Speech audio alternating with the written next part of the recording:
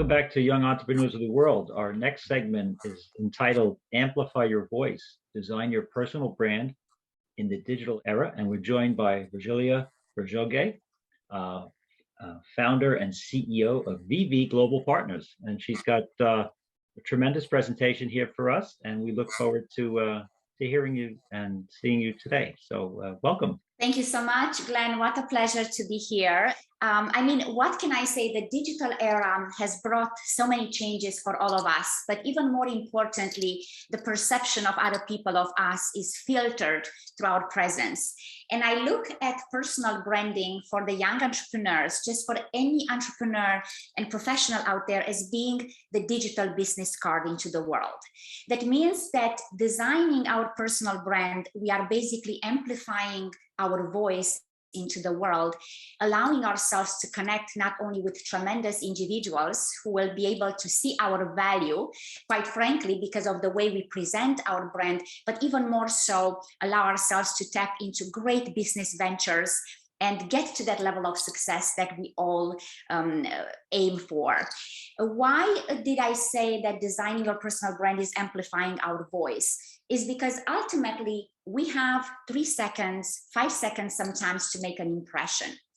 Every detail matters, from the photograph we use on our LinkedIn account to the bio we create on our Instagram, for instance, where we have just 30 characters, to the way we send our emails, to the way we dress, to the way we address our audiences, to the way we speak in interviews. All those elements have a cumulative effect. So in order for us to be very successful in the highly competitive market, we have to create a brand strategy. And the next slide that I wanted to speak to you about, the corporate and entrepreneur branding, personal branding. Why did I separate those? A lot of the young entrepreneurs might still be working for a corporation, right? So the question now starts, how do I build a personal brand while I'm in the process of becoming an entrepreneur, but I'm also under a corporate umbrella? So I got basically my very first job in high-end fashion with Versace because of the red dress I was wearing. So why are these tiny details that normally would not matter important? Is because sometimes we have 1 second to make an impression, and that second can change the course of our career. Now, the reason I created this corporate entrepreneur branding for all the young entrepreneurs out there, again, I'm not sure if you heard that part, who are still working under a corporate umbrella, right? How do we portray ourselves as a personal brand when we are working under a different company? So basically, building a corporate personal brand and an entrepreneurial corporate brand boils down to the same details. So we have to factor in top 3 core elements. And the reason under VV Global Partners, I created this 3-step personal branding accelerator method, I wanted to make it easy for everyone. Of course, it's very intimidating when we think, how am I going to build in the highly competitive market a personal brand that truly stands out? So I decided to create a method, because everything that leads to excellence has to have a system of operation and a method, right? So the top 3 core elements that I would love every person who's listening to this think of is, first, who we are, our expertise and credibility. We write down on a piece of paper all the areas, the skill sets that we have, the strengths that we think we have, everything that we learned up to date in the course of our career. Then we write our credibility, right? Which is a proof of concept, so to speak. Out of all these elements, we have to identify top 3 skill sets or levels of expertise that can truly help us to capitalize on and focus our personal brand on that. The second element that comes into the mix is what we stand for. What we stand for are our core values that define who we are as a human being, and then the vision, the belief system that basically focuses very much on what we aim to accomplish as a business brand, right? And the third element is the value that we are providing to another top 3 core elements: audiences, consumers, and communities. Why do I separate those? Quite often we see on social media platforms people randomly putting content out there, but we always have to factor in and take in consideration the customer or audience's segmentation and targeting. We cannot put the same type of content on LinkedIn as we put it on Instagram or other platforms, right? So now we have to identify the next element that will help us to create a powerful personal brand is identify precisely who our audience is. And it's not enough just to identify who the audience is. We have to create a very detailed description. Where do they live? How old are they? What type of work do they do? What's their income? What's their lifestyle like? Why is it so important to create and map our audience? Because based on understanding who our audience is, then we factor in how to start building our personal brand, right? We look at who our audience is actually aspiring to be, what type of people they admire. And then we create basically our strategy based on their preferences as well. Of course, they have to be integrated with who we are, not going too far from who we are at the core. Now, when it comes to the value, the third element that I mentioned, the value we are offering to the three segments, audiences, consumers, communities, this can center around the services we are providing and the products that we are selling. Now, how are we going to engage with audiences? We all know that in the digital era, people no longer just buy product. The product is just the instant gratification. The long-term value is actually created by the emotional connection we build with, again, the three categories: audiences, consumers, and communities. Once you build that emotional connection, once people start to love you, to admire you, they're more likely to buy your product and build a loyal relationship and trust with you. Why is this important? Because once we create that loyalty between ourselves and our customer base, that loyalty can ensure that we are generating revenue, right? People might like us, but will they buy our product? Will they hire us? Will they hire us for our services? So we always have to factor in all these elements. I would like to go back again. So the three core elements: who we are, which is our expertise and credibility. Also the hobbies. I see a lot of people on social media platforms considering hobbies their expertise. No matter how passionate we are about something or how good we are, we have to ensure that expertise is what we are good at and we can do a fantastic job at it. So hobbies are a separate part of the personal brand. So let's focus in expertise, credibility. Number two, the core values that define who we are as a global citizen, as an entrepreneur. And then, of course, the vision. Now, I would say one of the most challenging things to highlight is to communicate our vision. Right? It's very easy for us to understand what we feel and how we want to be perceived in the world, but how do we communicate? How do we create that bridge between ourselves and our communities and clients? So now we have to identify another top three core elements of our vision that create longevity in our respective industry. That means that we will have to do a market research and understand who our competitors are, what is it that they do best, and what their weaknesses are. Once we understand what their strengths and weaknesses are, now we can design our vision and create the best version of our vision out there, right? Our vision is sometimes centers around the belief system, right? We might feel passionate about certain core values of life and society. They will become part of our vision. Now we have to ensure that the vision is being communicated effectively with our audiences, make them fall in love and turn them into loyal consumers and communities. Now, the third element, the value that we are providing to our communities, that element is actually the most important because this is the moment when audiences will decide you are in or out.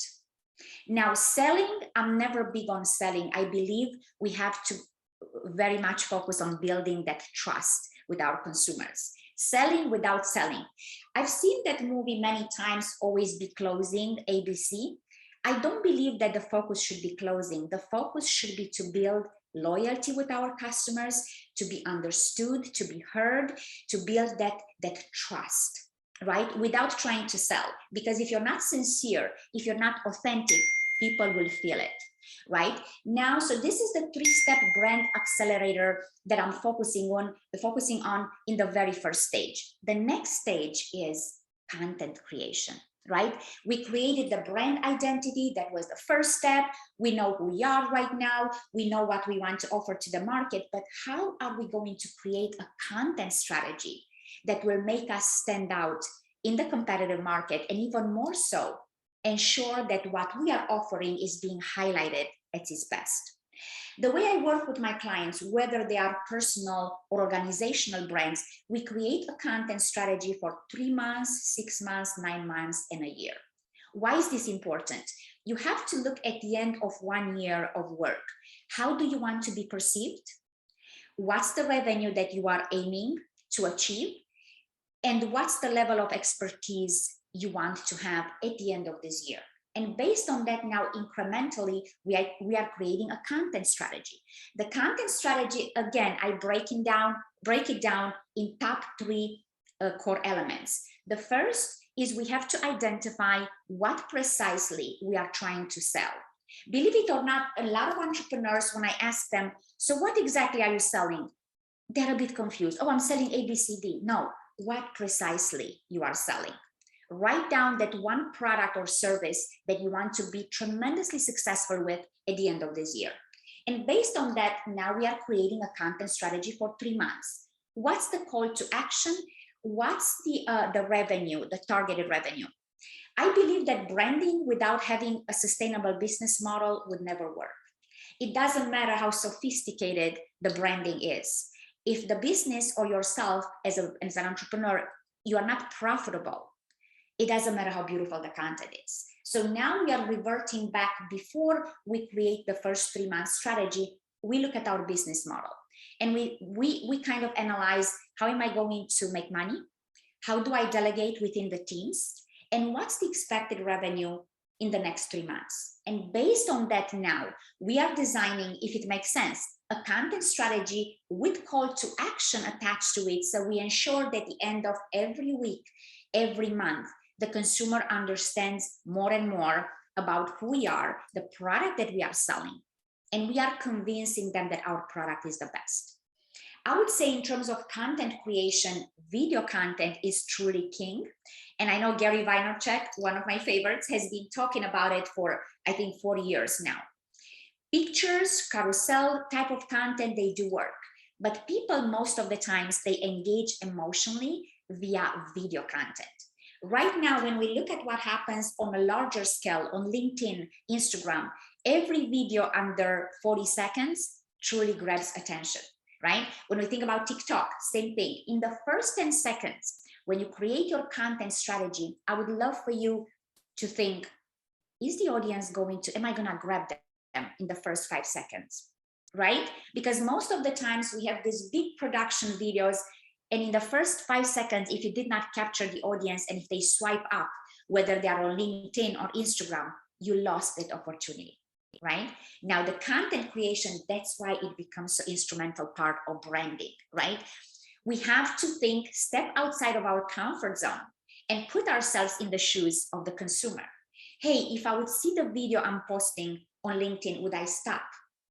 What's the call to action? Would I grab people's attention?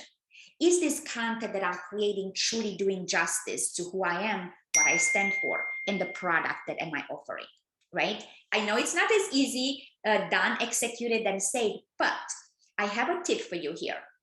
So let's say you are selling services, right? Consulting services, a young entrepreneur starting off with consulting services. You have to think in the first 3 months, 6 months, about the revenue. Always have the business model in mind. And I know a lot of brand strategy says don't talk about it, but we get discouraged, right? If the revenue doesn't happen, then we get discouraged. So I also want to inspire entrepreneurs to always think, how is my content going to be monetizable, right? Now we are starting to think differently. Hey, if I have content for 1 week, maybe 2 days a week, I'm gonna create a reel, for instance, that I run as a paid ad. Reels are performing tremendously right now as paid ads. So what we need to do, we also need to do market research and see, hey, this month, what are the type of ads or content that performs the best across social media platforms? You might find that on LinkedIn, maybe carousel is performing better, maybe on Instagram, Reels. And Reels has been major for Instagram because, as you all know, Zuckerberg is always trying to compete. So he's trying to kill TikTok. So they are actually encouraging the Reels channel to become really big. So there goes your opportunity, right? So now we are thinking, okay, every Monday, Wednesday, Friday, I'm going to create 30-second Reels talking about my services. Every Tuesday, Thursday, I'm going to create some photographs featuring either my services, my clients, or my product. On Sunday, I'm going to show my audiences a personal touch. Maybe share something about my family, about my passions. And now suddenly we are tapping more into creating that personal brand. It's the entrepreneur brand that they see Monday to Friday. And on the weekend, they also get to see who we are as a personal brand. Now they connect with us even further. I'll give you an example. One of the greatest accounts on social media, on both LinkedIn and Instagram, Sarah Blakely. Yes, the Spanx lady, you know, the gorgeous lady that has 4 kids, right? I mean, the way she is utilizing and leveraging social media, I rarely seen actually an entrepreneur doing that. She's able to leverage her expertise, her credibility, her passion for her kids, her passion for fashion. Please look at her Instagram, and you will understand what I'm talking about, right? It's about blending in who you are as an entrepreneur with who you are as a human being. People love Sarah. They say, oh my God, she's beautiful. She wears red lipstick. She wears bikini, even though she's in her 50s. There you go. Now we fall in love with who she is as a person as well, right? It's hard to let go. The next thing you know, I also want to buy her product, right? Because I just like her. People do business with people they like and trust. Now, the next element that I would love for us to focus on. So the content strategy is in place. Content strategy has to change from, every couple of months. Why? Because the social media platforms are changing, right? What performed very well this month might not perform as well next month. So we constantly have to be on top of everything that happens in the digital era. The last element that we have to focus on when it comes to personal entrepreneurial brand is the legacy. What do I want to be known for at the end of the year, at the end of 5 years, at the end of 10 years? Yesterday, I had the honor to interview Alan Houston. Maybe the young entrepreneurs don't know who he is. He was really a major force playing for New York Knicks and became a serial entrepreneur after that. And I asked him, what is the measure of success? And he said, always start with the outcome first. How do you want to be perceived at the end of your life? What's your goal? Do you want to be perceived as a tech entrepreneur? Do you want to be perceived as the greatest writer of your generation? Do you want to be perceived as a great fashion designer, and so on? So you kind of do a reverse engineering, meaning that based on the impact you want to create, now you are going back and understand the responsibility and accountability that your personal brand brings along. When we are in the spotlight, like right now more than ever, people Google us. And I would love for everyone to Google themselves. You would be surprised what you can find. When people hire us, whether it's a corporate job, when they want to do business with us, the first thing they ask most of the times, hey, do you have Instagram or are you on LinkedIn? And immediately they go there and they want to see who we are. So I would like to encourage everyone to truly think about the long-term value of our personal brand. Now, of course, missteps happen. We can always make mistakes. We can always say, well, let me get back to that and fix it. What I would say every entrepreneur should do in order to preserve a great quality brand, if you made a mistake, address it immediately. I would like to bring to your attention, for instance, a few years ago, Dolce & Gabbana went through a major challenge. And this is great because that's business talk as well and branding. Through a major challenge because, I don't know, Mr. Gabbana's account has been, I think, hacked or something, and somebody posted something on his behalf. Now, what happens if the apology would have came right away? Things could have been fixed, but the apology came a week later. Within that week, imagine what happened with consumers, audiences, media, right? So every time we make a mistake, in order to preserve the integrity of our brand, we have to be accountable and responsible. Get in front of your audiences. Don't be afraid to say you made a mistake. We are all human, right? That comes with responsibility and accountability. And the extra element of every personal and entrepreneurial brand is that, what is the impact that I want to leave in society, right? As human beings, as citizens of the world, as professionals, we also have an obligation to give back. We have to think, how are we going to impact our generation? If we can change one person's life, even that is enough. But how are we going to do that? That means that we have to become very self-aware and audit ourselves, self-audit, right? At the end of every week, ask yourself, have I done my best? Is my content on social media the best representation of myself? Are my services or my products the best I could give at this very moment? So building a successful personal or organizational brand means being responsible, holding yourself accountable, being a perfectionist, meaning that you consistently try to get better and better every day. And the last element that I would love to leave you with, find a great mentor, at least one great mentor. Find people, like-minded individuals you feel inspired by. People that when you go to their social media platforms, to their websites, you feel like your heart is filling with joy and inspiration. Find those people, reach out to them. Network, your network is your net worth. Don't be intimidated. I got my job with Damon John at Shark Tank because I wrote him on Facebook many years ago. A simple email stating how much I admire his work and how much I would love to work with him. Do not feel intimidated. Make a list of 30 people. Every week, our goal should be to reach out to 30 people that we would love to connect with. Imagine at the end of 1 month, you have 210 people you reached out to. If at least a few responded, now you are building your network.